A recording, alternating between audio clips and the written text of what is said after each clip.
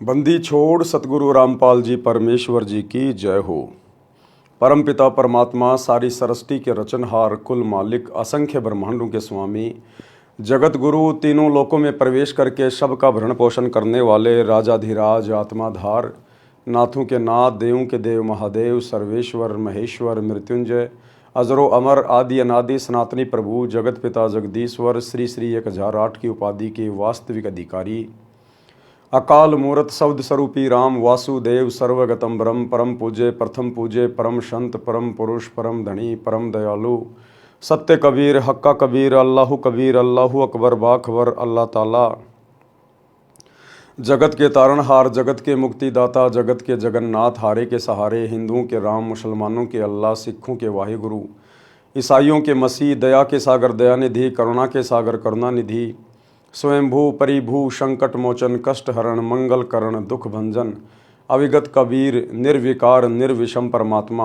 अलय अलेख सतगुरु, आदि अनादि सतगुरु, असली मर्यादा पुरुषोत्तम, असली राम, असली कृष्ण, असली घनश्याम, असली मुरारी, राजाओं के राजा, महाराजाओं के महाराजा, शहंशाहों के शहंशाह, सम्राटों के सम्राट, भगवानों के भगवान, अल्लाहों के अल्लाह, प्रभुओं के प्रभु, मसीहाओं के मसीह, सच्चे वाहिगुरु, बाबाओं के बाबा, पीरों के पीर, सेठों के सेठ, जगत सेठ, सावड़सा सेठ, सर्वगुण संपन्न, अनंत कोटि कलाओं के स्वामी, अनंत कोटि ब्रह्मांडों के नायक, योगियों में महायोगी, ध्यानियों में महाध्यानी, सिद्धों में परम सिद्ध, ज्ञानियों में तत्व ज्ञानी, ब्रह्म ज्ञानी, महाज्ञानी, परम ज्ञानी, सर्वश्रेष्ठ ज्ञानी, विज्ञानी, युवा कबीर, समृत कबीर, असमवात, अमित ओजा, सच्चे रहनुमा, करीम अल्लाह, शुभान अल्लाह, दुनिया के अंतिम पैगंबर, 8 सितंबर 1951 से गांव धनाना, जिला सोनीपत, हरियाणा, भारतवर्ष की पावन भूमि पे प्रकट रियल कल की भगवान, श्री नारायण साकार हरि, श्री बाबा साहेब, नूर अनंत परमात्मा,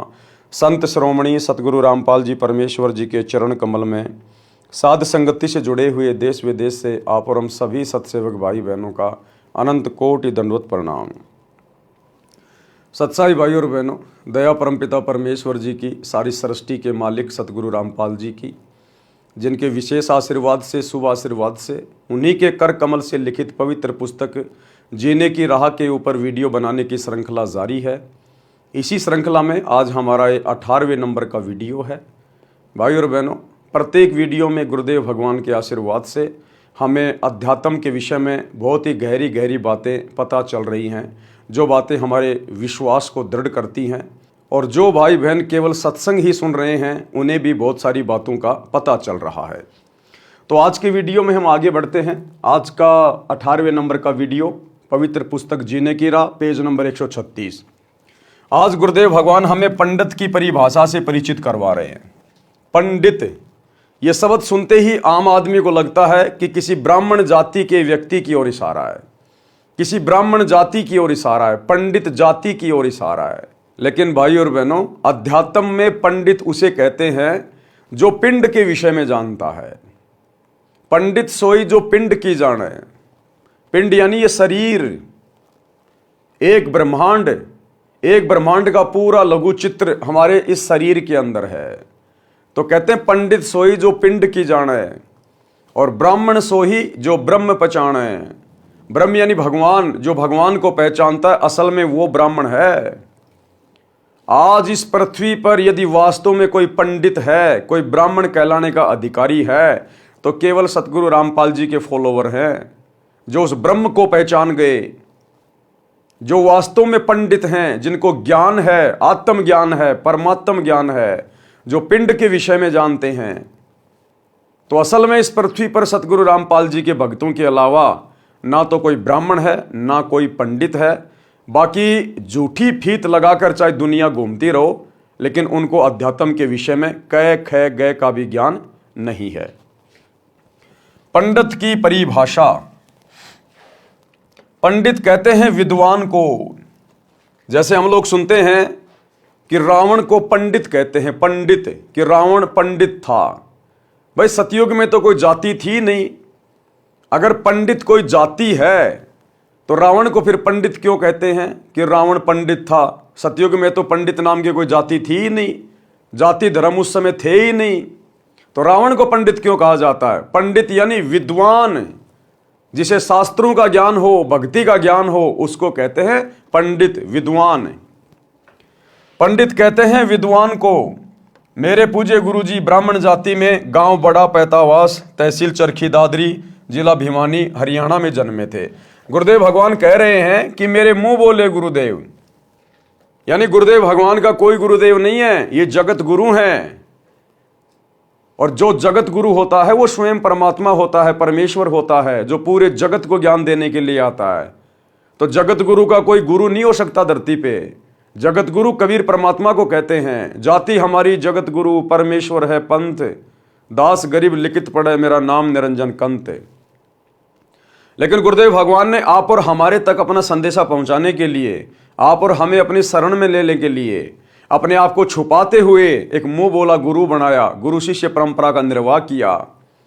तो आदरणीय राम देवानंद जी को 17 फरवरी 1988 के दिन इस कबीर परमेश्वर सतगुरु रामपाल जी ने लोक दिखावे में अपना मुंह बोला गुरु धारण किया। इसलिए गुरुदेव कह रहे हैं कि मेरे जो गुरुदेव थे वो ब्राह्मण जाति में थे, आपको कभी पंडित नहीं कहते थे।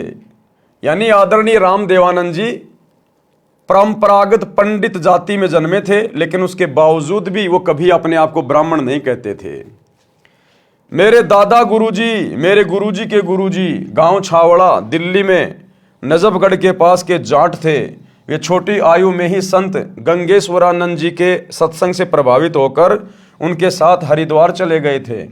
संत गंगेश्वरानंद जी ने उनको काशी विद्यापीठ में पढ़ने के लिए छोड़ा। वे तीक्ष्ण बुद्धि के धनी थे। 4 विषयों में आचार्य की डिग्री प्राप्त की, जिस कारण से जाट होते हुए भी पंडित चिदानंद जी के नाम से पुकारे जाते थे। गांव गोपालपुर, तहसील खरखोदा, जिला सोनीपत प्रांत, हरियाणा में उनका आश्रम है। उस पर बोर्ड लगा है, पंडित चिदानंद जी गरीबदासी आश्रम गोपालपुर। उनका नाम चिदानंद जी था। कोई ब्राह्मण भाई दुख ना माने, इसलिए पंडित की परिभाषा बताना अनिवार्य था, सो बताई है।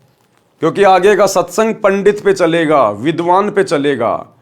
तो कोई परंपरागत पंडित या ब्राह्मण जाति वाला दुख ना माने बातें सुन के कि भाई सतगुरु रामपाल जी तो हम पंडितों को क्रिटिसाइज कर रहे हैं। नहीं, पंडित का मतलब होता है विद्वान, जो गुरु पद पे है, जो लोगों का मार्गदर्शन करता है, उसको कहते हैं ब्राह्मण, पंडित। सुदामा जी पंडित थे। सुदामा जी ब्राह्मण कुल में जन्मे थे। निर्धनता चरम पर थी। कई बार बच्चे भी भूखे सो जाते थे।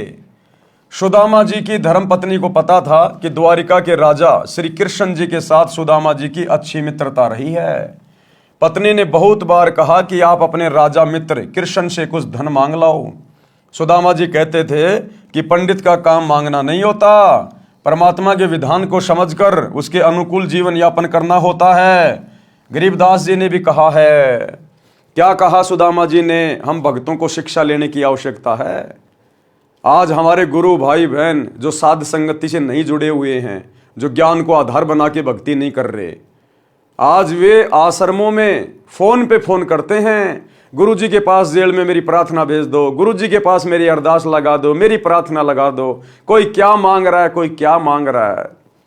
सुदामा जी कह रहे हैं कि ब्राह्मण का काम, पंडित का काम, भगत का काम मांगना नहीं होता। जैसी भक्ति गुरु ने बताई है, हमने उस भक्ति को मर्यादा में रह के, गुरु की आज्ञा में रह के करने की आवश्यकता है। क्या गुरु को पता नहीं कि मेरे भगत को क्या चाहिए, कब चाहिए, किस चीज की आवश्यकता है? सतगुरु अंतर्यामी होते हैं। सतगुरु को बताने की जरूरत नहीं है, सतगुरु से अरदास करने की जरूरत नहीं है। चीटी पायल बाजे पैर, साहिब सुनता है सब लहर। वे अंतर्यामी होते हैं। महाभारत के युद्ध के समय टटीरी पक्षी ने अपने अंडों की रक्षार्थ अपनी आत्मा से परमात्मा से पुकार की थी। सतगुरु ने उस पक्षी की आत्मा की पुकार सुन ली। क्या हमने आज गुरुदेव को फोन करके बताने की जरूरत है? प्रार्थना लगाने की जरूरत है? बीच में कोई एजेंट तैयार करने की जरूरत है क्या? आत्मा और परमात्मा के बीच में कोई दलाल नहीं है, कोई एजेंट नहीं है। तो सुदामा जी शिक्षा दे रहे हैं। क्या कहा सुदामा जी ने जब उनकी पत्नी ने कहा कि श्री कृष्ण जी तो राजा भी हैं और आपके मित्र भी हैं, कुछ धन मांग लाओ। सुदामा जी कहते थे कि पंडित यानी भगत, ब्राह्मण भगत का काम मांगना नहीं होता, परमात्मा के विधान को समझकर उसके अनुकूल जीवन यापन करना होता है। गरीबदास जी ने भी कहा है कि गरीब नट प्रेरणा कांजर सासी, मांगत हैं भटियारे, जिनकी भक्ति में लो लागी वो मोती देत उधारे।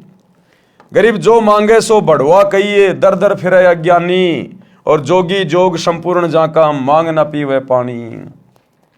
ये विशेष तौर पर उन लोगों के लिए कहा है जिनको सत भक्ति प्राप्त नहीं है, जिनको सच्चा गुरु प्राप्त नहीं है, और जो भगवा वाणा पहन के अपने आप को ब्राह्मण पंडित या गुरु दर्शाकर और गांव गांव में जाकर अलख जगाते हैं, रोटियां मांगते हैं, आटा मांगते हैं।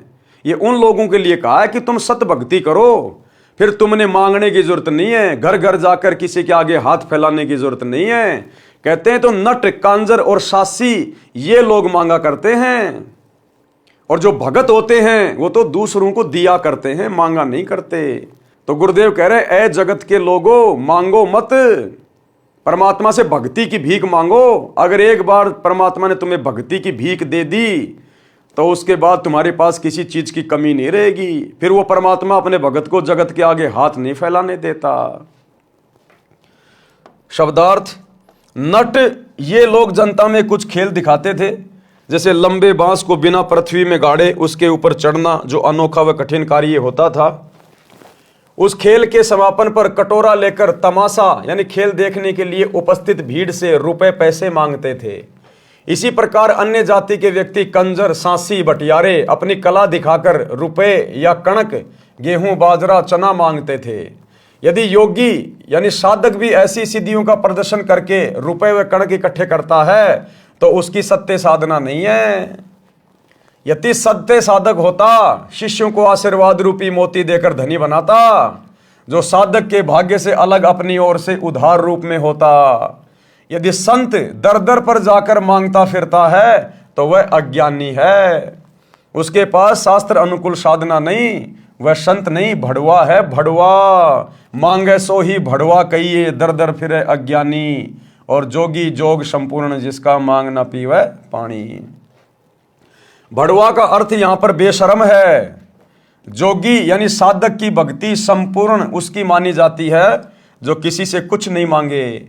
उसके उदाहरण में कहा है कि वह साधक और वस्तु तो छोड़ो, पानी भी मांगकर नहीं पीता।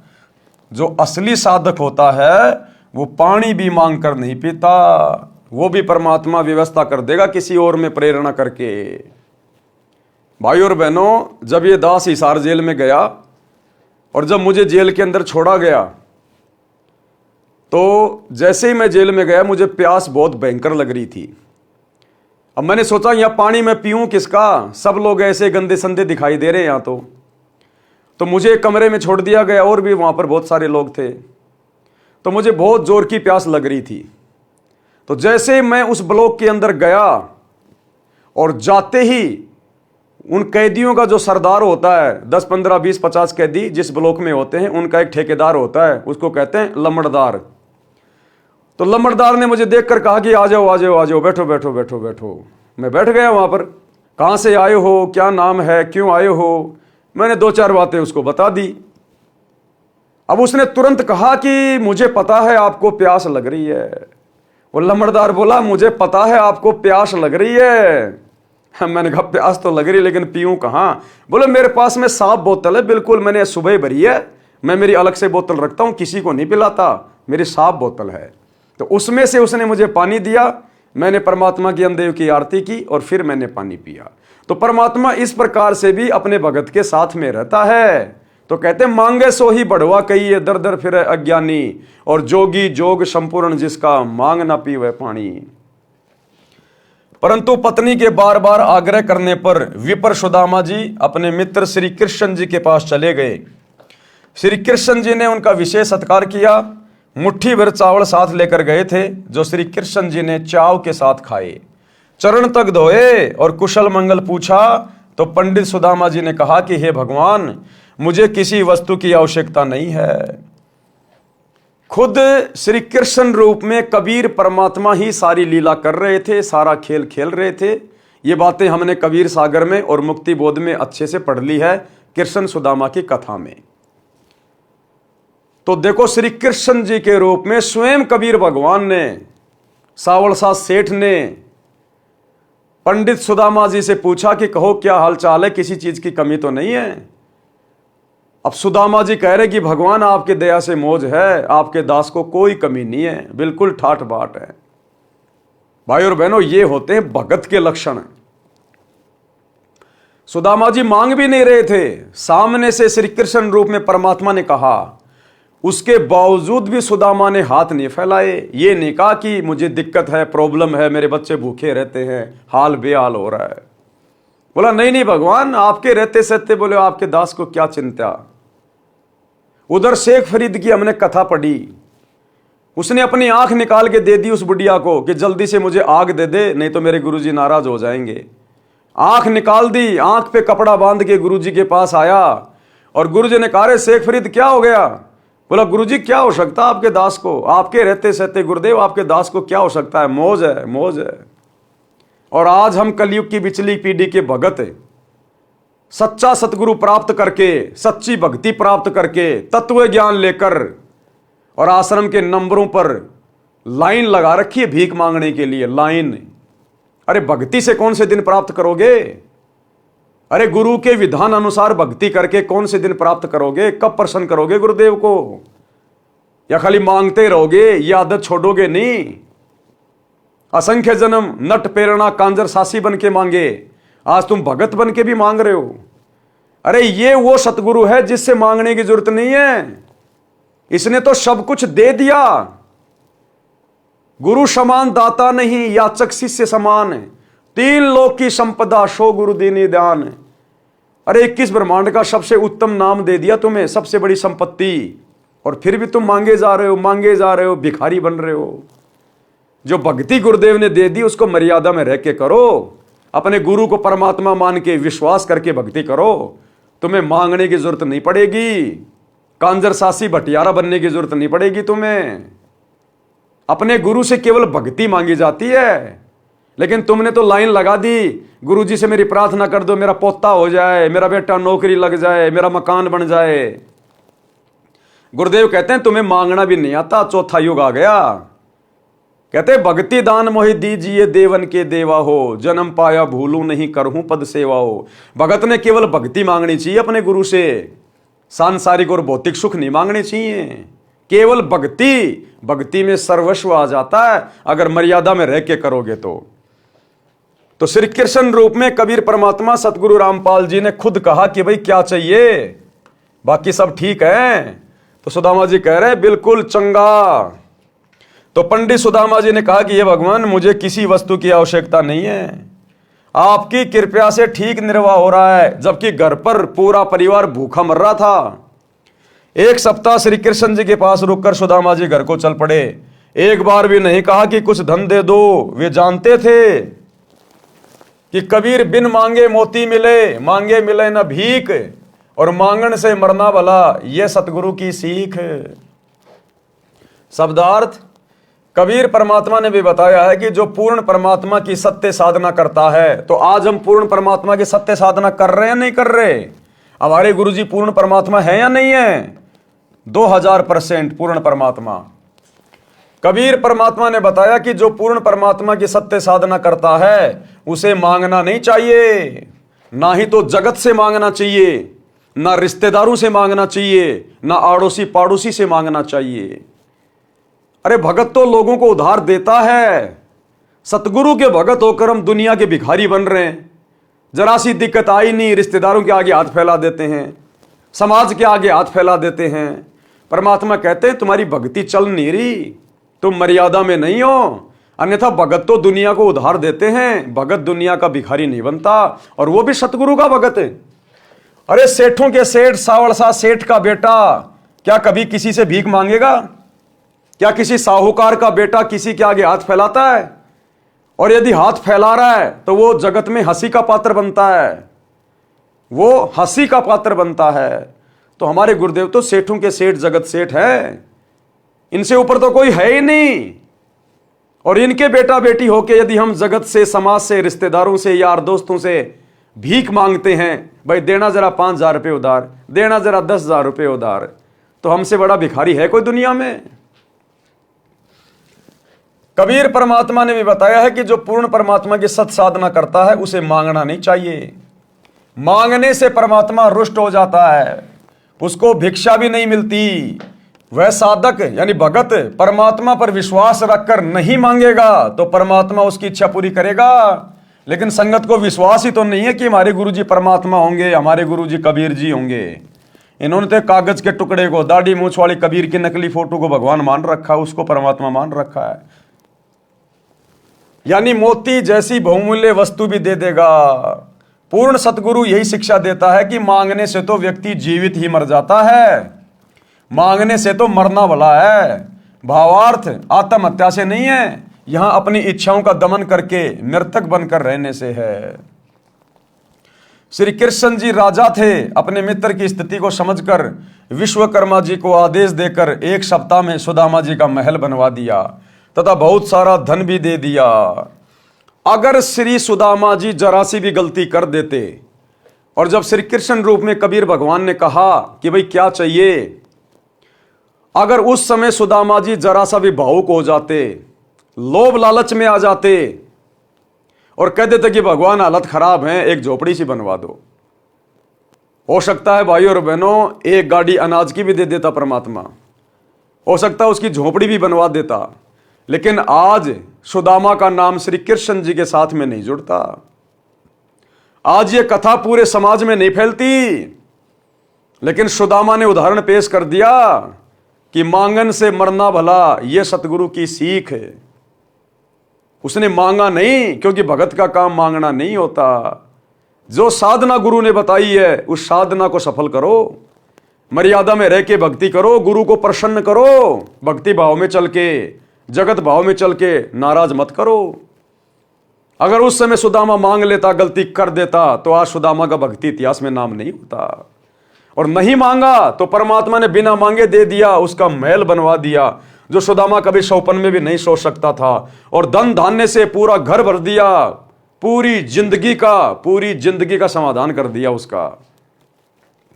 अपने मित्र की स्थिति को समझकर विश्वकर्मा जी को आदेश देकर एक सप्ताह में सुदामा जी का महल बनवा दिया तथा बहुत सारा धन भी दे दिया। पंडित सुदामा जी अपने धर्म कर्म पर डटे रहे, जिस कारण से उनको लाभ हुआ। इसे पंडित कहते हैं, जो मांगे सो बढ़ुआ कहलाता है। पंडित की यही परिभाषा है। प्रसंग चल रहा है दीक्षा यानी नाम लेने के पश्चात भगत की आस्था संसार तथा परमात्मा में कैसी होनी चाहिए। नाम दीक्षा लेने के बाद भगत ने किस प्रकार से भक्ति मार्ग पर संभल के चलना चाहिए, संसार के प्रति भगत की सोच कैसी होनी चाहिए और परमात्मा यानी अपने गुरु के प्रति कैसी सोच होनी चाहिए। उस प्रसंग में पवित्र कबीर सागर ग्रंथ के अध्याय अनुराग सागर में परमेश्वर कबीर जी ने अपनी प्रिय आत्मा धर्मदास जी को इस प्रकार बताया है। अध्याय अनुराग सागर का सारांश, अनुराग सागर पेज नंबर 3 से 5 तक का सारांश। प्रश्न नंबर 3 से, धर्मदास जी ने परमेश्वर कबीर जी से प्रसन्न किया। प्रश्न, प्रभु दीक्षा प्राप्ति के पश्चात परमेश्वर में कैसी आस्था होनी चाहिए। उत्तर दिया, परमेश्वर कबीर जी ने बताया है कि जैसे मृग यानी हिरण शब्द पर आसक्त होता है, वैसे साधक परमात्मा के प्रति लगन लगावे। गुरु से लगन कठिन है भाई, सत भक्ति में सतगुरु स्वयं परमात्मा होता है।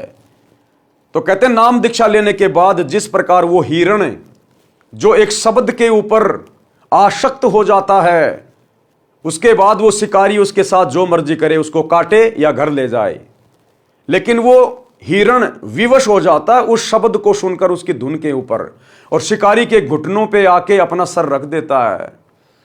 इसी प्रकार सतगुरु से नाम की दीक्षा लेने के बाद, उनके सत्संग सुनने के बाद, सतगुरु समझ में आने के बाद कि सतगुरु स्वयं परमात्मा है, भगत ने अपने आप को समर्पित कर देना चाहिए। तन मन शीस ईस अपने पे पहलम चोट चढ़ावे, जब कोई राम भगत गति पावे।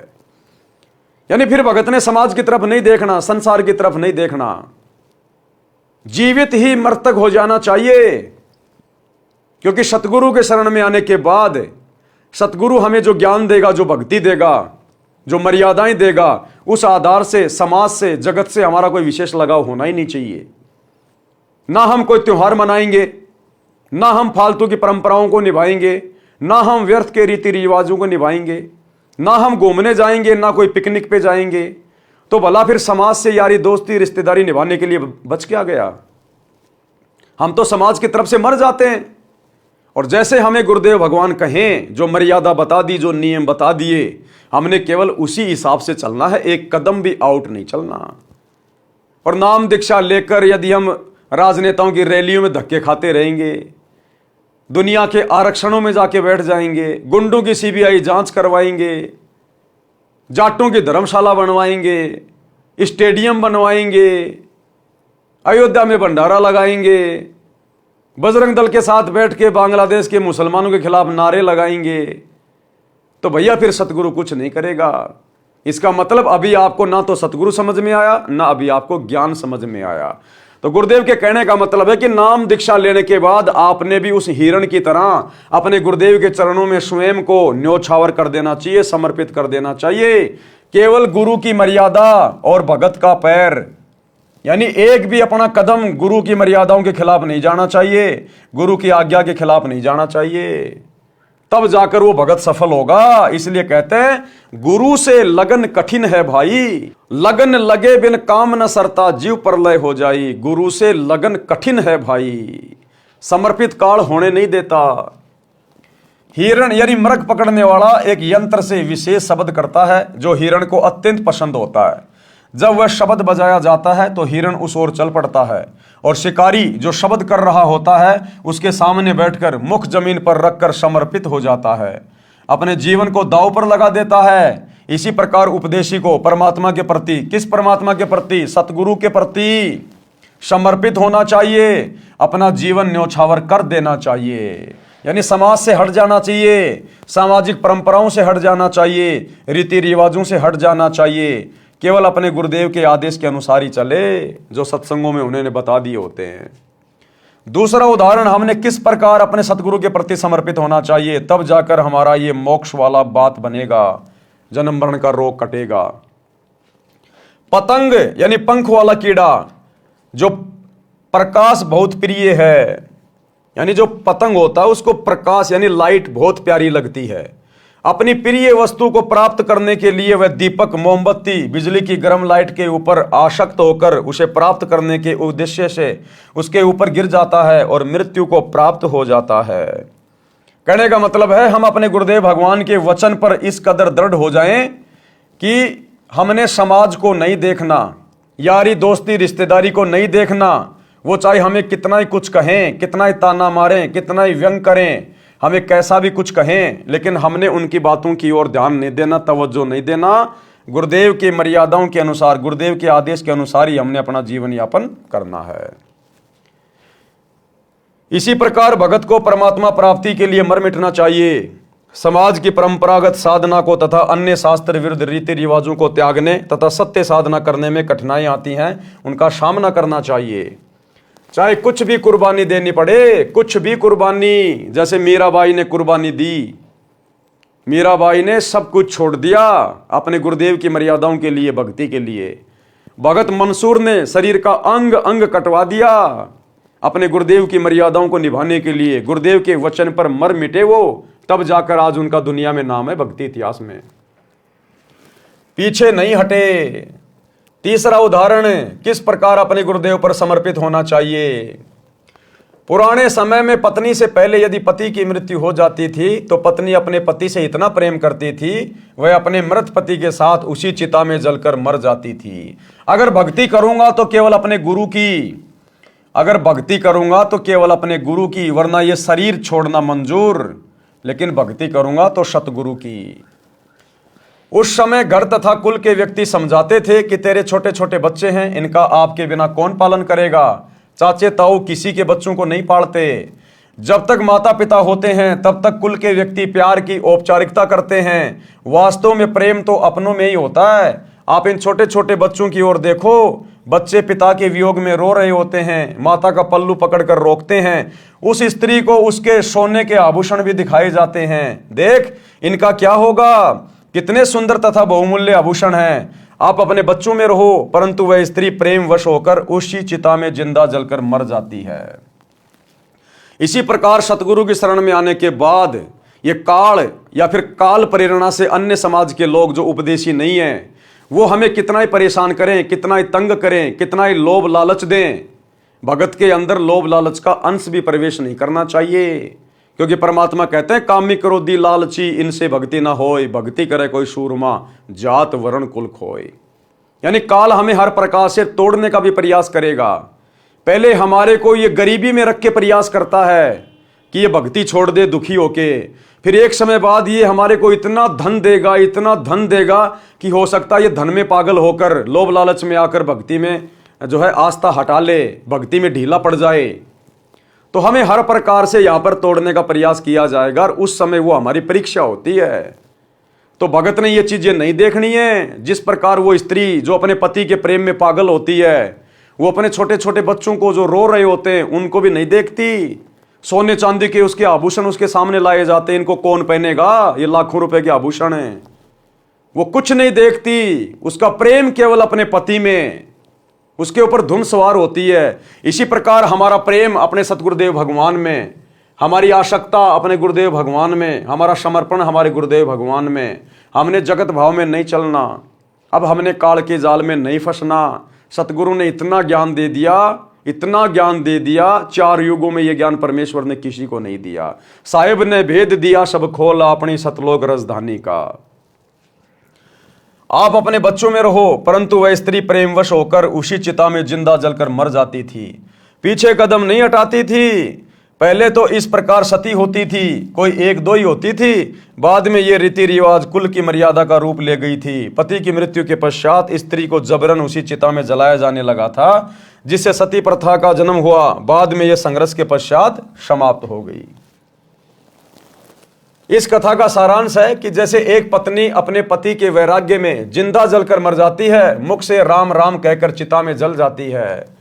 जगत में जीवन दिन चार का कोई सदा ना रहे, ये विचार पति संग चाली कोई कुछ कहे। इसी प्रकार जगत में जीवन दिन चार का कोई कुछ भी कहे, समाज की परंपराओं को छोड़कर, रीति रिवाजों को छोड़कर हम तो अपने गुरुदेव भगवान के साथ चलेंगे।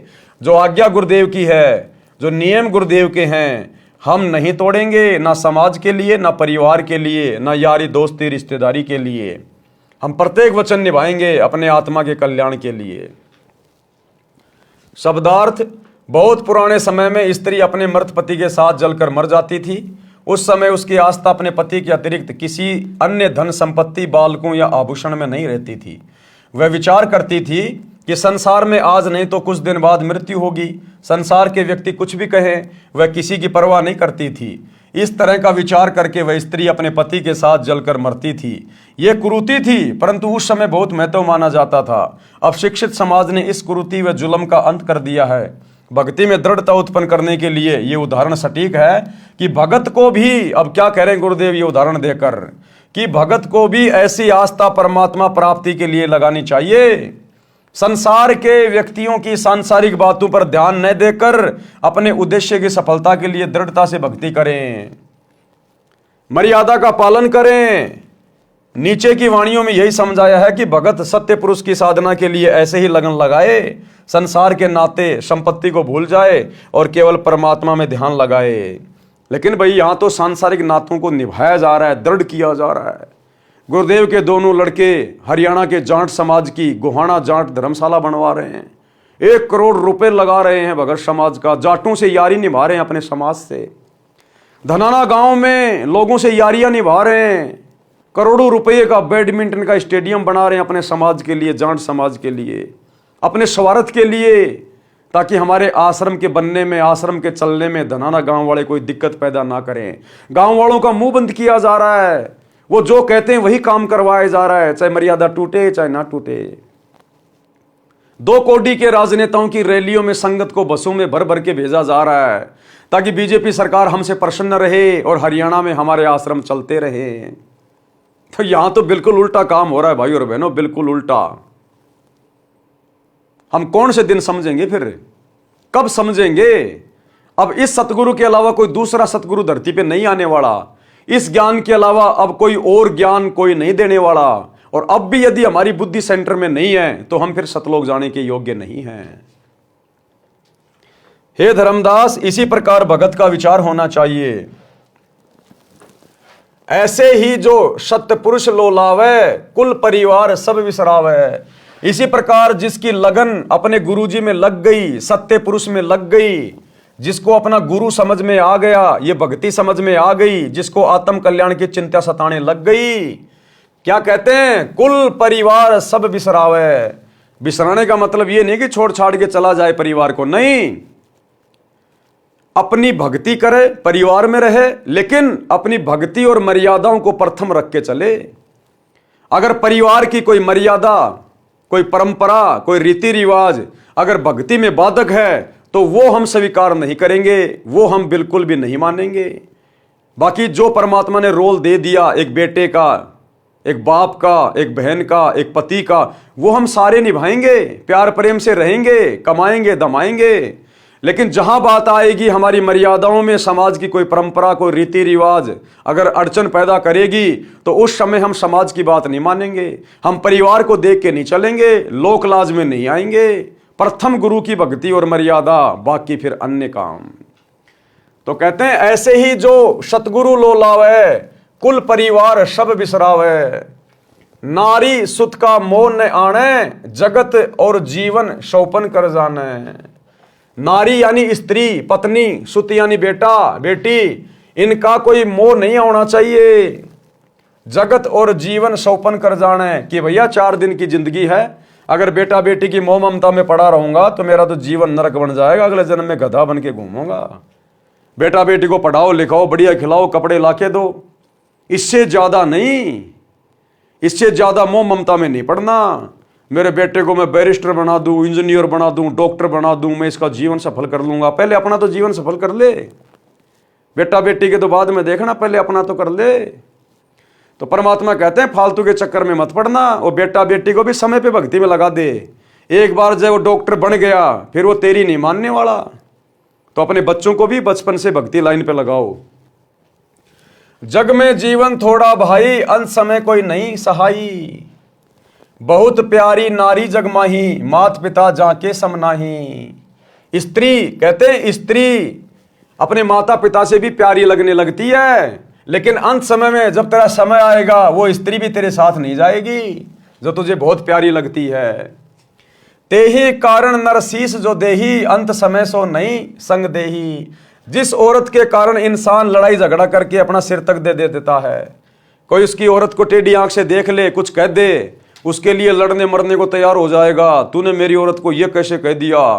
कहते हैं अंत समय में वो तेरी औरत भी तेरे साथ नहीं जाएगी जिसके कारण तू शीश देने को तैयार है। चाहे कोई जड़े पति के संगा, फिर दोनों बने कीट पतंगा। अगर कोई अपने उस पति के प्यार में, प्रेम में, वियोग में, वैराग्य में अगर उसके साथ में जल के मर भी जाती है तो भी वो साथ नहीं रहेंगे भाई। वो पत्नी अपने कर्म आधार से क्या पता कौन सी योनि में जाएगी, वो पति कौन सी योनि में जाएगा, आगे वो भी नहीं मिलेंगे, दोनों बने कीट पतंगा। इसलिए यदि मरना है तो अपने गुरु के प्रेम में मर। यहां मरने का मतलब है समर्पित हो जा, समाज को मत देख। फिर पशु पक्षी जन्म पावे, बिन सतगुरु दुख कौन मिटावे। वो पति पत्नी फिर अगले जन्म में ना जाने कोई पशु बनेगा, कोई पक्षी बनेगी, कोई किस योनि में जाएंगे। कहते हैं ये संकट, ये दुख सतगुरु की भक्ति के बिना नहीं कटेगा। ऐसी नारी बहुतेरी भाई, पति मरे तब रुदन मचाई। ऐसी औरतें बहुत हैं, जब पति मरेगा तो बहुत रोएगी, दुख मनाएगी, और काम पूर्ति की हानि विचारे, दिन तेरे ऐसे पुकारे। वो रोती क्यों है? अपने स्वार्थ को रोती है, अपने विषय वासनाओं की पूर्ति के लिए रोती है, और जैसे उसके 12-13 दिन पूरे हो जाते हैं दूसरा खत्म कर लेती है। निज स्वार्थ को रोदन कर ही, तुरंत ही खत्म दूसरों कर ही। शुत परिजन धन सौपन स्नेही, सत्य नाम गहु निज मत एही। स्व तन संप्रिय और नयाना, सो भी संग नहीं चलत निदाना। कि इंसान को अपने शरीर से प्यारा तो कुछ नहीं लगता, जिस शरीर के लिए लाखों रुपया खर्च कर देता है अगर बीमार हो जाता है तो। कहते हैं अपने शरीर से प्यारा तो इंसान को कुछ नहीं लगता, सो भी संग नहीं चलत निदाना। ये नादान वो भी तेरे साथ नहीं जाएगा अंत समय में। तो क्या साथ जाएगा? केवल सतगुरु की भक्ति जाएगी। गुरु रामपाल मेरा हरदम साथी, रहे शब्द रूप में साथ। ये परमात्मा साथ रहेगा, इसकी भक्ति साथ रहेगी। ऐसा कोई ना दिखे भाई, अंत समय में हो सहाय। सतगुरु के अलावा अंत समय में कोई भी सहायक नहीं है, सब यहीं रह जाएंगे। ये झूठे रिश्ते नाते सब यहीं रह जाएंगे। आदि अंत का सखा बुलाया, झूठे जगनातू में फिर उमाया। आदि अंत का सखा, ये है वो मित्र आदि अंत का, जिसने हमें उत्पन्न किया और अंत में यही हमें संभालेगा। ये परमात्मा सतगुरु आदि अनादि है, सतगुरु मध्य है मूल। सतगुरु को सिजदा करूं एक पलक नहीं भूल। तो कहते हैं तूने अपने सतगुरु को तो बुला दिया और झूठे रिश्ते नातू में मगन होके बैठ गया। आदि अंत का सखा बुलाया, झूठे जग नातू में फिर उमाया। अंत समय जब दूत गल दबावे, ता समय कहो कौन छुड़ावे। जब यम के दूत आएंगे अंत समय में, भक्तिहीन प्राणी का गला दबाएंगे, उस समय कहते तुझे कौन बचाएगा उनसे। सतगुरु है एक छुड़ावन हारा, निश्चय कर मानू कहा हमारा। काल को जीत हंस ले जाही, सतगुरु काल पर विजय प्राप्त करवा के अपने हंस को सतलोक ले जाता है। काल को जीत हंस ले जाही, अविचल देश जहां पुरुष रहाई। जहां जाए सुख होय अपारा, बहुर न आवे इस संसारा। ऐसा दृढ़ मता कराही, जैसे सूरा लेत लड़ाई। यानी भगत ने भक्ति मार्ग पर इतना दृढ़ होना पड़ेगा। भक्ति करे कोई सूरमा, जात वर्ण कुल खोए। ऐसा दृढ़ मता कराही, जैसे सूरा लेत लड़ाई। जैसे सूरवीर योद्धा लड़ाई के मैदान में जिस प्रकार से टक्कर लेता है, पीठ नहीं दिखाता, चाहे शरीर का अंग अंग कट जाए। तो भक्ति मार्ग पर आने के बाद भगत को भी सूरवीर बनना पड़ेगा। किसी के साथ लड़ना नहीं, झगड़ना नहीं, लेकिन अपनी मर्यादाओं के लिए, अपनी भक्ति के लिए उसने इस प्रकार सूरवीर की तरह संघर्ष करना पड़ेगा। समाज की लोकलाज में नहीं आना, लड़ना नहीं, झगड़ना नहीं, लेकिन अपनी मर्यादाओं के लिए फिर किसी के आगे झुकना नहीं। टूक टूक हो मरे रण के माही, पूठा कदम कबू हटावे नहीं। वो योद्धा टूक टूक होकर अंग अंग उसका कट जाएगा युद्ध के मैदान में, लेकिन वापस कदम नहीं हटाता। तो जो सच्चा भगत होता है वो इसी प्रकार पीछे कदम नहीं हटाएगा। मंसूर की तरह, मंसूर को बांध दिया गया रस्सियों से, तलवार लेके सामने खड़े हैं कि बंद कर दे अनल हक बोलना, अनल हक अनल हक। एक हाथ काट दिया, बंद कर दे, नहीं दूसरा काटेंगे, अनल हक दूसरा काट दिया। एक पैर काट दिया, बंद कर दे, अनल हक दूसरा पैर काट दिया, गर्दन काट दी। कहते हैं इस प्रकार अपने गुरु जी के प्रति लो लगानी है, इतना समर्पित होना है सतगुरु की भक्ति के प्रति। और यहां छोटी छोटी बातों पे छोटा छोटा पीला पर्चा निकाल दिया जाता है। गुरु जी का आदेश है, नरेंद्र मोदी की रैली है गोहाना के सोनीपत में, बसों में भर के जाना है। 4 बजे तो भगत नहा धो के तैयार हो जाते हैं कि कब आएंगे, कब आएगा मेरा पति, मैं अपने ससुराल जाऊंगा नरेंद्र मोदी की रैली में। जाटों के आरक्षण में चलना है भगत जी। अरे भगत जी चलेंगे, कोई काम ही नहीं है, फ्री हूं मैं, चलो चलो चलो टाइम पास कर लेंगे। क्या खाक सूरवीर की भूमिका निभाओगे? आम जगत वालों से भी गए गुजरे हो गए, आम जगत वालों से भी गए गुजरे। ये सतगुरु सहन कैसे कर रहा, हमें तो ये नहीं पता। सतगुरु सब कुछ आंखों देखकर भी सहन कैसे कर रहा है, वरना अब तक तो संगत को मर मरा के गधा कुत्ता बन जाना चाहिए था, जो कर्म संगत कर रही है अपने गुरुदेव की गैर हाजिरी में बरवाला कांड के बाद। लेकिन भाई ये दीन दयाल है। राम किसी को मारे नहीं, मारे तो हत्यारा राम, अपने आप ही मर जाओगे कर कर खोटे काम। जैसे सती पति संग जरही, ऐसा दृढ़ निश्चय जो करही। यानी जब तक जीवित हैं भक्ति करेंगे तो सतगुरु की करेंगे, इतना दृढ़ निश्चय होना चाहिए भगत को। साहेब मिले जग कीर्ति होई, विश्वास कर देखो कोई। हम है राह बतावन हारा, माने वचन भव उतरे पारा। छल कपट हम नहीं कराही, निस्वार्थ परमात्म करे भाई। परमात्मा कहते हैं ये छल कपट की भक्ति हम नहीं करवाते, निस्वार्थ परमात्म करे भाई। जीव एक जो शरण पुरुष की जावे, प्रचारक को घना पुण्य पावे।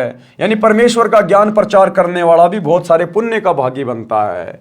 कोटि धेनु जो कटत बचाई, एता धर्म मिले प्रचारक ताही। जैसे 1 करोड़ गायों को किसी कसाई के हत्थे से कटने से बचाया जाए, इतना पुण्य ज्ञान प्रचारक को मिलता है। लावे गुरु शरण दीक्षा दिलावे, आपा न थापे सब कुछ गुरु को बतावे। गुरु के चरणों में लावे और उनको दीक्षा दिलावे और अपने ऊपर कुछ भी नहीं रखे कि मैंने तेरे को नाम दिला दिया, मेरे कारण तू गुरु जी से जुड़ा है। नहीं, अपने ऊपर नहीं थोपना, नहीं तो गधा बन के घूमेगा कि भैया सतगुरु ने दास को निमित्त बनाया है। सतगुरु ने दास की भी सेवा लगानी थी, दास को निमित्त बना के परमात्मा ने आप तक संदेशा पहुंचाया है। बस इतना ही, अपने ऊपर नाले कभी कि मैंने 200 भक्तों को नाम दिला दिया, मैं हर समागम में 20 भक्त लेके जाता हूं, ये नहीं, अभिमान नहीं। जो कोई प्रचारक गुरु बन बैठे, परमात्म रूठे काल का नाठ है। अगर कोई नालायक खुद ही अगर गुरु बन गया, जैसे वो संजय दिल्ली वाला बन गया, कहते परमात्मा रूठ जाएगा और काल तुम्हारे कान पकड़ लेगा। फिर 1,28,000 झूठे गुरु रोवे, पड़े नरक में ना सुख सोवे। 28 लाख इस प्रकार के गुरु नरक में पड़े ऊपर। अब कहे हैं भूल भई बारी, हे सतगुरु सुध ले हमारी।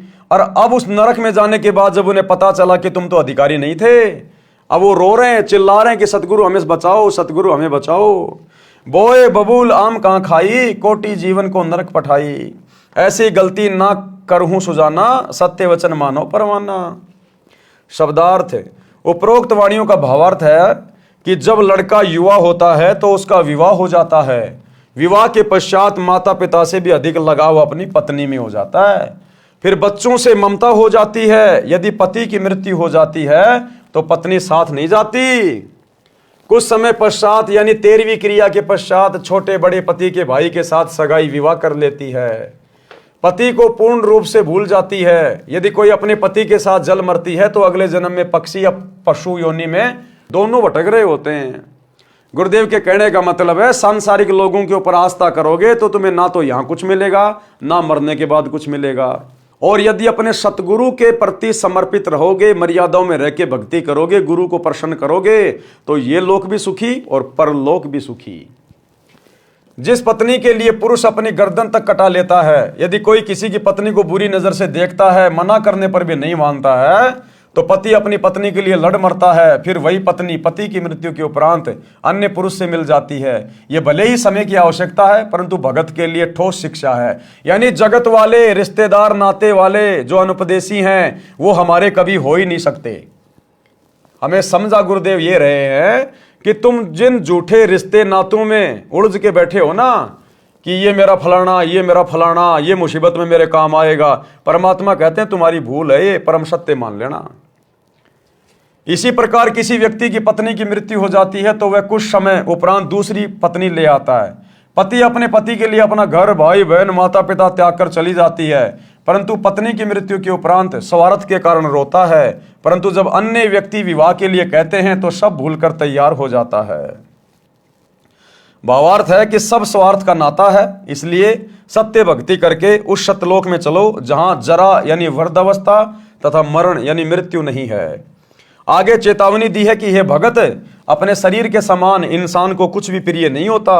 अपने शरीर की रक्षार्थ लाखों रुपए इलाज यानी ट्रीटमेंट में खर्च कर देता है, ये विचार करके कि यदि जीवन बचा तो मेहनत मजदूरी करके रुपए तो फिर बना लूंगा। यदि रुपए नहीं होते हैं तो संपत्ति को भी यही विचार करके बेच देता है और अपना शरीर बचाता है। परमेश्वर कबीर जी ने समझाया है कि हे धर्मदास, स्व तन सम प्रिय और नयाना, जो भी संग न चलत निदाना। शब्दार्थ, अपने शरीर के समान अन्य कुछ प्रिय नहीं है, वह शरीर भी आपके साथ नहीं जाएगा। फिर अन्य कौन सी वस्तु को तू अपना मानकर फूले और भगवान भूले फिर रहे हो। फिर नादान, जब तेरा शरीर ही तेरे साथ नहीं जाएगा तो तेरे रिश्तेदार, बेटा बेटी, भाई बंधु कहां जाएंगे, ये संपत्ति कहां जाएगी। फिर तू और किस चीज के ऊपर फूला फूला बैठा है यहां पर। इसलिए कहते हैं सतगुरु पे समर्पित हो, गुरु से लगन लगा। गुरु तुझे यहां भी हर प्रकार से सुरक्षित रखेगा और शरीर छोड़ने के बाद तुझे विमान में बैठा के अपने सतलोक लेकर जाएगा। सर्व संपत्ति तथा परिजन एक सौपन जैसा साथ है। कबीर परमेश्वर जी ने कहा है कि मेरी अपनी राय ये है कि पूर्ण संत से सत्य नाम यानी सत्य साधना का मंत्र लेकर अपने जीवन का कल्याण कराओ। और जब तक आप सौपन संसार में हैं तब तक सौपन देखते हुए पूर्ण संत की शरण में जाकर सच्चा नाम प्राप्त करके अपना मोक्ष कराओ। सभी प्राणी जीवन रूपी रेलगाड़ी में सफर कर रहे हैं। जिस डिब्बे में बैठे हो वह आपका नगर है, जिस सीट पर बैठे हो वह आपका परिवार है। जिस जिसकी यात्रा पूरी हो जाएगी वे अपने अपने स्टेशन पर उतरते जाएंगे। यही दशाई संसार की है। जैसे यात्रियों को मालूम होता है कि हम कुछ देर के साथी हैं, सभ्य व्यक्ति उस सफर में प्यार प्रेम से रहते हैं, एक दूसरे का सहयोग करते हैं। इसी प्रकार हमने अपने सौपन वाले मानव जीवन के समय को व्यतीत करना है। सौपन टूटेगा यानी शरीर छूटेगा तो पता चलेगा ये क्या था। वह परिवार तथा संपत्ति कहाँ है जिसको संग्रह करने में अनमोल जीवन नष्ट कर दिया। गुरुदेव के कहने का मतलब है इस परिवार में, रिश्तेदारियों में, समाज में, इन रिश्ते नातों में ज्यादा मत उलझो। केवल अपनी जिम्मेदारियों तक सीमित रहो। हद से ज्यादा मोह ममता में पड़ोगे, परमात्मा की भक्ति से छूट जाओगे। अंत में काल यही तुम्हारा पैर खींच लेगा वापस। जहां आशा तां बाशा होई, मन कर्म वचन सुमरियो सोई। और ये अपना है भी नहीं, ये तो एक सौपन में जी रहे हैं अपन। जैसे रात्रि में सौपन आता है, कहां कहां पहुंच जाते हैं, किस किस नगर में पहुंच जाते हैं, राजा महाराजा बन जाते हैं। सौपन में न्यारा ही हमारा एक परिवार बन जाता है, माता पिता होते हैं, पत्नी होती है, बच्चे होते हैं। और जब सौपन सुबह टूटता है तो कुछ भी नहीं था। इसी प्रकार ये जीवन हमारा एक लंबा सपना है, किसी का 30 साल का, किसी का 40 का, किसी का 50 का, किसी का 100 का। और जिस दिन ये जीवन रूपी सौपन टूटेगा यानी शरीर छूटेगा तो बताओ फिर हमारा है क्या? क्या हम वापस इसी परिवार में आ सकते हैं? कभी नहीं आ सकते। क्या वापस आकर हम इस संपत्ति को अपना बना सकते हैं? कभी नहीं बना सकते। तो ये भी तो एक सौपन है। रात्रि वाला छोटा है, ये थोड़ा बड़ा है। तो गुरुदेव कह रहे हैं कि भक्ति में लो लगा लो, ये सारी बातें सोच समझ के आस्था अपनी गुरु में लगा लो पूरी। संसार के अंदर परमात्मा के अतिरिक्त ऐसा कोई नहीं है जो मृत्यु के समय में यम के दूत कंठ को बंद करेंगे, उस समय आपकी सहायता करेंगे। परमेश्वर उसी की मदद करता है जिसने पूर्ण संत से दीक्षा ले रखी हो। परमेश्वर उस सतगुरु के रूप में उपदेशी की सहायता करता है। इसलिए सतगुरु जी की शरण में आने के पश्चात ज्ञानवान साधक परमेश्वर में ऐसी लगन लगाए जैसी हिरण, पतंग, सती और सूरवीर लगाते हैं, जो उदाहरण पहले दे दिए गए हैं। अपने उद्देश्य से पीछे नहीं हटते। सूरवीर टुकड़े टुकड़े होकर पृथ्वी पर गिर जाना बेहतर मानते हैं, पीछे कदम नहीं हटाते। इसी प्रकार दृढ़ भगत अपनी बेइज्जती सहन कर लेगा, मार पिटाई सहन कर लेगा, लेकिन कभी भी लोकलाज में आकर, दबाव में आकर अपने सतगुरु के चरणों से दूर नहीं हटेगा। पुराणों में तथा श्रीमद् भगवद गीता अध्याय 2 श्लोक 38 में कहा है कि अर्जुन, यदि सैनिक युद्ध में मारा जाता है तो स्वर्ग में सुख प्राप्त करता है। भगत भक्ति मार्ग में संघर्ष करते हुए भक्ति करके शरीर त्याग जाता है तो सतलोक सुख सागर में सदा के लिए सुखी हो जाता है। जन्म मरण का संकट सदा के लिए समाप्त हो जाता है। जैसे हमारा जन्म पृथ्वी पर हुआ, हमारे को ज्ञान नहीं था कि हम किसके घर पुत्र या पुत्री के रूप में जन्म लेंगे।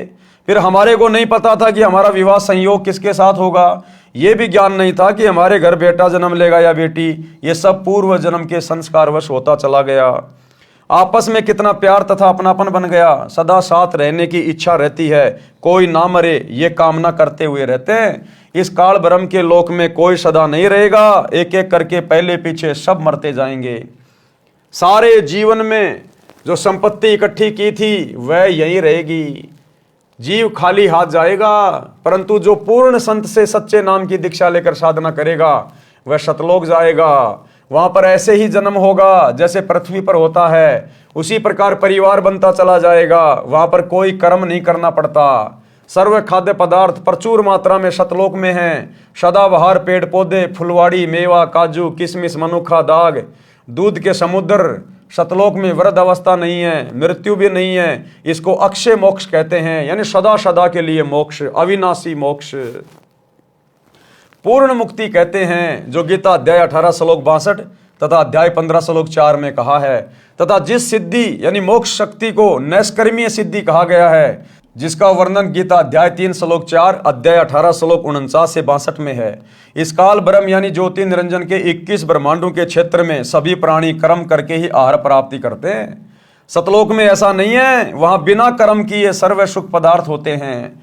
जैसे बाग में फलों से लदपद पेड़ तथा बेल होते हैं, फल तोड़ो और खाओ। सर्व प्रकार का अनाज भी ऐसे ही उगा रहता है, सदाबहार है, जो इच्छा है बनाओ और खाओ। वहां पर खाना बनाना नहीं पड़ता, भोजनालय में रखो, जो खाना चाहते हो अपने आप तैयार हो जाता है। ये सब परमेश्वर की शक्ति से होता है। उस समय सतलोक यानी शाश्वत स्थान को प्राप्त करने के लिए आप जी को सती तथा सूरमा की तरह कुर्बान होना पड़ेगा। अपने गुरुदेव पर सती तथा सूरमा की तरह पूर्णतया समर्पित होना पड़ेगा।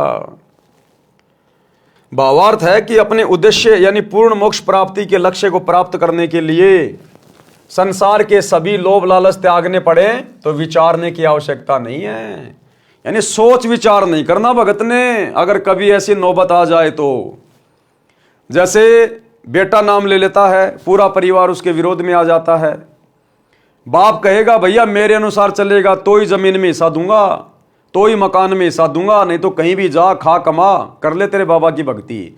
उस समय भगत ने विचार नहीं करना चाहिए मन में जरा भी, तुरंत उठा के थैला चल देना चाहिए कि राम राम जी बहुत बढ़िया, जय हो बंदी छोड़ की। इतनी दृढ़ता होनी चाहिए, इतनी दृढ़ता। अगर आपको संपत्ति भी चाहिए, परमात्मा आपको लैंड लॉर्ड बना देगा, आपको सैकड़ों एकड़ जमीन का मालिक बना देगा ये परमात्मा, यदि आपने उस समय जरा भी सोच विचार नहीं किया तो, कि पापा जी संभालो अपनी संपत्ति, अपने बाकी बेटों को दो, चाहे बेटियों को दो, चाहे तुम उड़ाओ, ये भगत तो ये चला, जय हो बंदी छोड़ की, रखो तो तुम्हारी मर्जी, तुम्हारे खेतों में काम करूंगा, 2 टाइम की रोटी खाऊंगा, अपनी भक्ति करूंगा, बाकी ये भक्ति छोड़ने वाला नहीं हूं मैं। तुम्हें छोड़ सकता हूं, इस परिवार को छोड़ सकता हूं, तेरी संपत्ति को भी छोड़ दूंगा, थूकूंगा भी नहीं, लेकिन भक्ति छोड़ने की दोबारा मत बोलना। शरीर छूट सकता है लेकिन ये भक्ति नहीं छूटेगी। अब इतना दृढ़ जब भगत हो जाता है, अंतर्यामी देख लेता है, तो कहते हैं नुक्ते ऊपर रिझेगा रे कोटि कर्म जल जा तुम्हारे। ये नुक्ते होते हैं, परमात्मा जानबूझ के ऐसी परिस्थितियां पैदा करता है भगत को देखने के लिए। संसार के सभी लोभ लालच त्यागने पड़े तो विचार करने की आवश्यकता नहीं है, तुरंत छोड़ो और अपने सुमरण ध्यान में मगन रहो।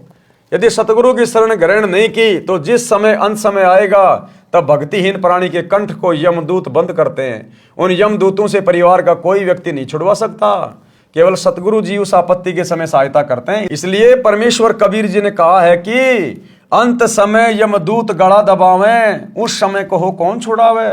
सतगुरु एक छुड़ावन हारा, निश्चय कर मानू कहा हमारा। शब्दार्थ ऊपर कर दिया गया है।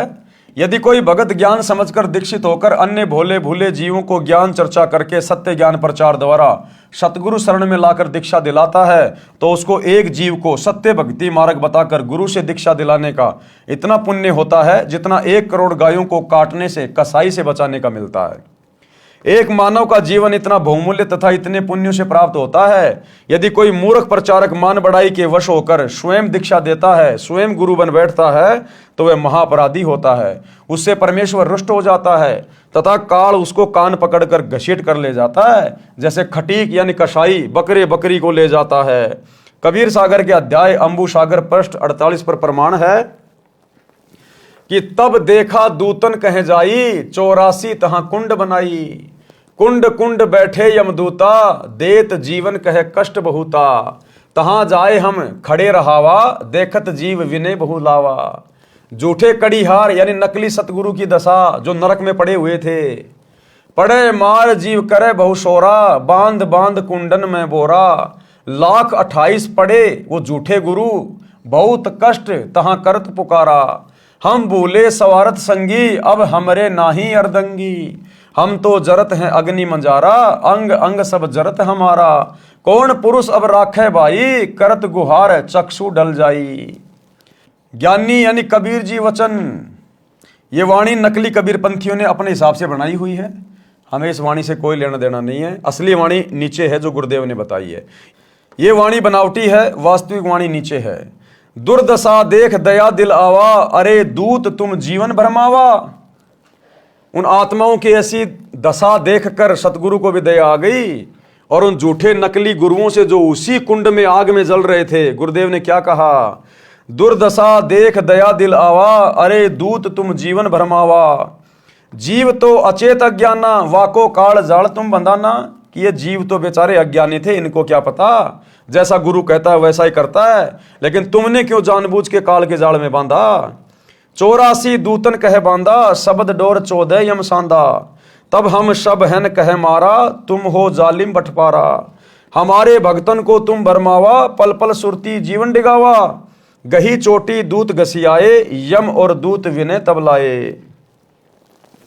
दूत जो नकली गुरु बने थे, चूक हमारी क्षमा कर दीजिए, मम माने तस आज्ञा कीजिए। हम तो धनी यानी काल कहो जस कीन्या, सो वचन मान हम लीन्या।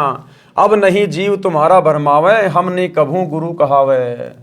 ये जितने भी धर्म गुरु हैं वर्तमान में धरती पर, एकमात्र सतगुरु रामपाल जी को छोड़कर, आचार्य शंकराचार्य मंडलेश्वर, हिंदू मुस्लिम सिख ईसाई धर्म के ये पोप पादरी हैं और जितने भी मुल्ला काजी पंडित ब्राह्मण, ये सब काल के द्वारा भेजे गए दूत हैं जो परमेश्वर की आत्माओं को अज्ञान से ठोक रहे हैं, शास्त्र विरुद्ध साधना पर लगाकर सबके जीवन को नरक बना रहे हैं। तो बाद में इन सब को वहां पर नरक के कुंड में डाला जाता है, इन आचार्य शंकराचार्यों को। और उस समय फिर ये हाथ जोड़ते हैं कि भगवान ऐसी गलती दोबारा नहीं करेंगे, ऐसी गलती दोबारा नहीं करेंगे। और अब ये अपने आप में भगवान बन के बैठे हैं। ज्ञानी वचन यानी कबीर जी वचन, सुन ज्ञानी बहुते हसाई, दूतन दुष्ट बंद न छोड़ो जाई। पल एक जीवन सुख दीन्या, तब संसार गमन हम कीन्या। भावार्थ, कबीर परमेश्वर जी ने बताया कि जो झूठे सतगुरु बनकर मान बढ़ाई के वश होकर काल प्रेरणा से भोले जीवों को भरमाया करते थे, उनको भी दंड मिलता है, उनको भी नरक में डालकर यातनाएं दी जाती हैं। उनके शिष्य भी उसी नरक में गिरते हैं। जब मैं उस नरक के पास गया, क्या कह रहे हैं गुरुदेव भगवान, जब मैं उस नरक के पास गया जिसमें वे मान बढ़ाई के भूखे नकली कड़ीहार, संसार के काटने वाले यानी नकली सतगुरु बनकर महिमा बनाए हुए थे, लाखों जीवों को शिष्य बनाकर नरक में अपने साथ ले गए। फिर परमेश्वर के विधान अनुसार वे भी अपराधी होने के कारण नरक में पड़े थे। उस नरक क्षेत्र में कुंड बने हैं, प्रत्येक कुंड में जीव पड़े हैं तथा यमदूत सता रहे हैं। वे 28 लाख नकली सतगुरुओं ने मुझे देखकर अर्जी लगाई कि हमें बचा लो प्रभु। कारण यह था कि जो यमदूत उन्हें नरक में मार पीट रहे थे, वे सब परमेश्वर कबीर जी की शक्ति के सामने कांपने लगे। इस कारण से उन नकली सतगुरुओं को लगा कि ये कोई परम शक्ति वाले देव हैं। परमेश्वर कबीर जी ने कहा कि तुमने भोले जीवों को भ्रमित किया, अपने आप को पूर्ण सतगुरु सिद्ध किया। तुम्हें पता भी था कि तुम्हारे पास नाम दीक्षा का अधिकार नहीं, तुम्हें पूर्ण मोक्ष का ज्ञान नहीं। अपने स्वार्थवश लाखों मनुष्यों के अनमोल जीवन का नाश कर दिया। वे काल जाल में फंसे रहे। फिर मैंने उन दूतों, काल के बनाए कड़ीहारों को तथा अन्य यमदूतों को मारा, चोटी पकड़कर घसीटा। फिर नकली सतगुरु ने कहा कि हमने तो अपने धनी यानी मालिक काल ब्रह्म की आज्ञा का पालन किया है, अब आप जैसे कहोगे हम वैसे ही करेंगे। मैंने कहा, किसने कहा? गुरुदेव ने। मैंने कहा कि तुमको छोड़ा नहीं जाएगा। जो जीव उन नकली गुरुओं के शिष्य बनकर जीवन नष्ट कर गए थे, वे भी वहीं उनके साथ नरक में पड़े थे।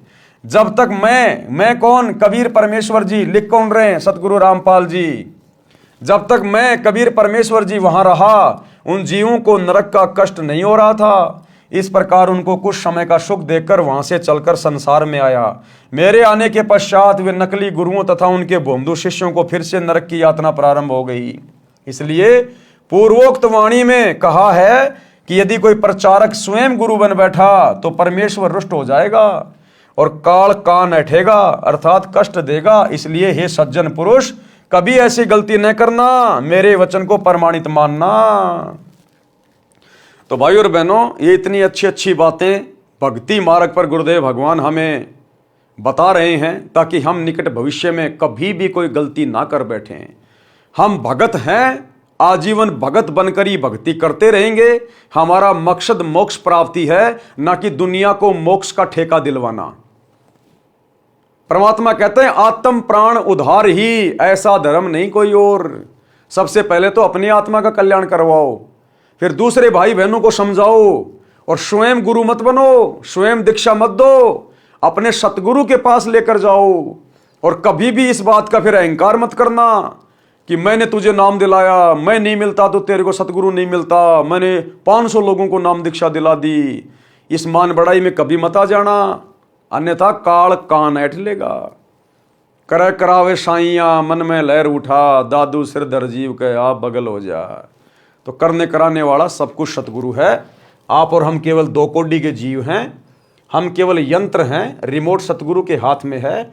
इसलिए अपने आप को यंत्र मानकर ही भक्ति मार्ग पर चलते रहना चाहिए। तो भाई और बहनों, आज के वीडियो में केवल इतना ही। कल रात्रि 8 बजे सभी भाई बहन फिर से लाइव जुड़िए एक नई वीडियो के साथ में। तब तक गुरुदेव भगवान हम सबको आज्ञा दें, इजाजत दें, सद्बुद्धि दें, आशीर्वाद दें। बंदी छोड़ सदगुरु रामपाल जी भगवान की जय हो।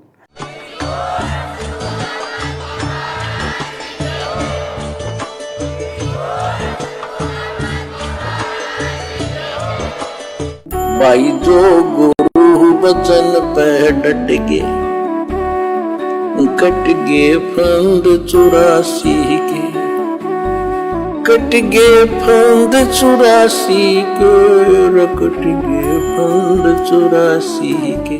भाई जो गुरु वचन पे डट के कट गे फंद 84 के, कट गे फंद 84 के, कट गे फंद